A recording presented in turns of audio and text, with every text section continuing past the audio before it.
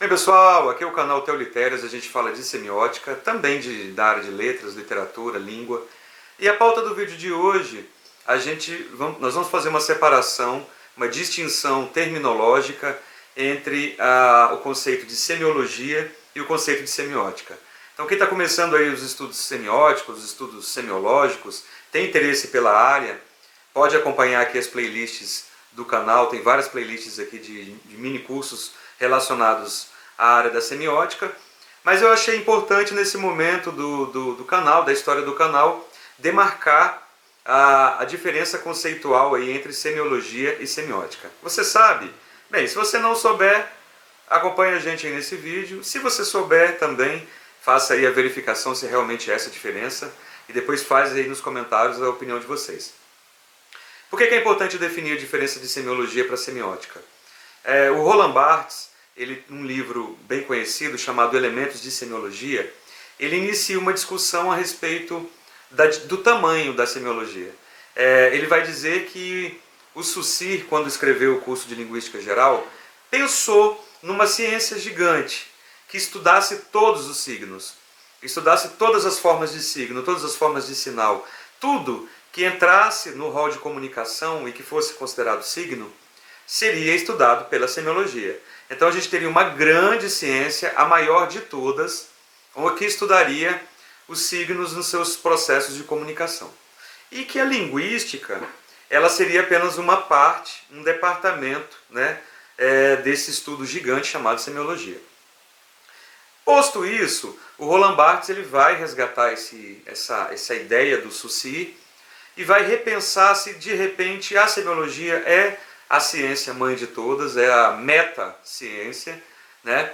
Ou se de repente a linguística acaba por ser a grande ciência. Que papel da linguística dentro da semiologia? E aí ele vai levar em conta que, por mais que você estude todos os sinais aí de trânsito, por mais que você estude os sinais da natureza, por mais que vocês estudem os sinais da culinária, os sinais do vestuário, inevitavelmente a gente tem que jogar para a língua, tem que jogar para a linguagem para a gente traduzir esses sinais.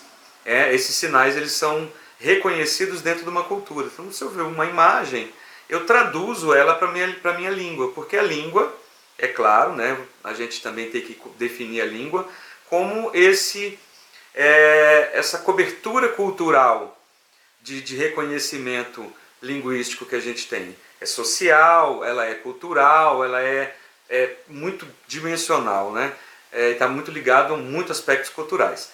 Então, o que ele coloca, e o Roland Barthes acaba discutindo bem, se eu tenho que traduzir um quadro que eu olho em língua, uma pintura, uma obra de arte, um prato culinário, se eu faço a tradução desses sinais, desses signos em língua, então, na verdade, a língua ela é mais ampla do que esses sinais. Esses sinais, então, são subgêneros, né? São subsidiários dessa grande língua. E aí ele coloca a ideia de que a linguística talvez seja maior do que a semiologia. Então você teria uma linguística como a parte maior e a semiologia como uma parte menor, dividida em grupos. Semiologia do vestuário, semiologia... Então essa aí acaba sendo a proposta inicial da ideia de semiologia. Com o tempo, esse debate entre semiologia e semiótica ele vai ficando cada vez mais forte. Porque aí você vai aparecendo novos pensadores na contemporaneidade usando a palavra semiótica. Então a gente tem um primeiro pensador muito importante que é o Greimat. Ele vai trabalhar com um conceito de semiótica francesa, né, da linha francesa, que é uma semiótica narrativa. Então a gente tem aqui playlists aqui tratando dessa semiótica. Então ela trabalha a relação do sujeito com o seu objeto, a relação do sujeito com outros sujeitos, de como o sentido ele nasce de uma base simples, abstrata, e ele vai evoluindo aí por uma base complexa através de uma narrativa. Então o Greimat ele traz essa narratividade, o que a gente vai chamar aí de uma semiótica discursiva, tá? Então é legal aí o Greimat traz essa palavra semiótica com bastante força a partir da década de 70, finalzinho da década de 60, 70. Por outro lado, a gente vai ter o Charles Sanders Peirce já bem antes do próprio Greimat, já traz a ideia de semiótica como uma ampla ciência lógica, que vai trabalhar com categorias extremamente lógicas, né, triádicas, categorias básicas, tudo dá para colocar nela. Então ele vai trabalhar com as grandes categorias como o ícone, o índice e o símbolo. A gente tem também aqui no canal uma playlist que trabalha com um minicurso a respeito da semiótica americana. E ele vai usar o nome semiótica. Quando é que a gente vai ter a pacificação entre o termo semiótica e entre o termo semiologia?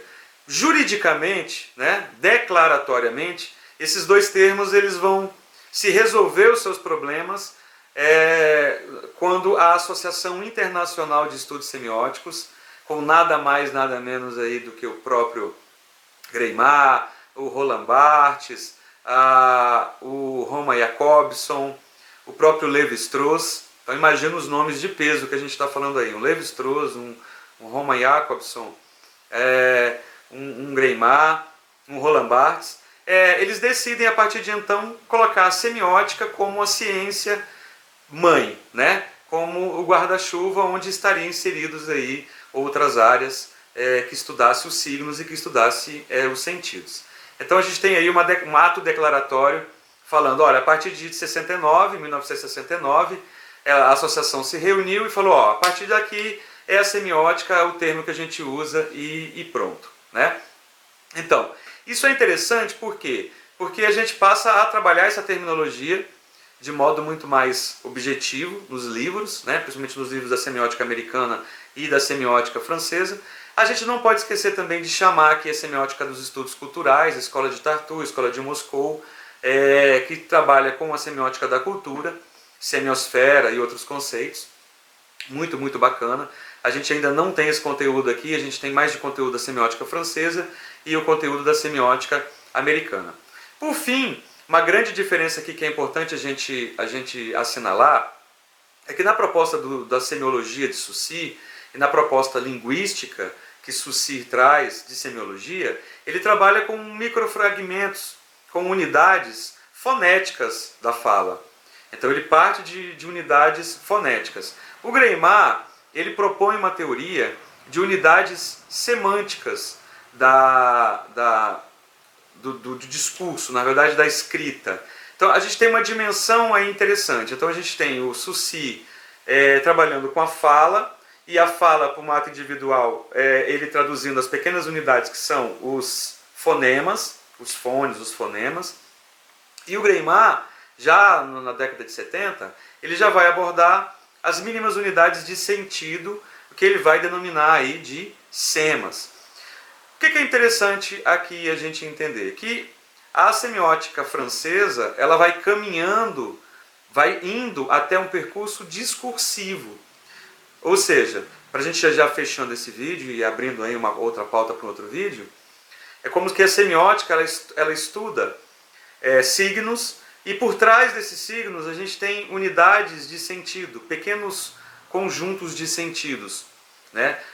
Esses conjuntos de sentidos não quer dizer que sejam só palavras ou sejam só sons, são pequenas unidades, recortes de sentido, e que traduzem um pouco da nossa cultura, traduzem um pouco da nossa comunicação.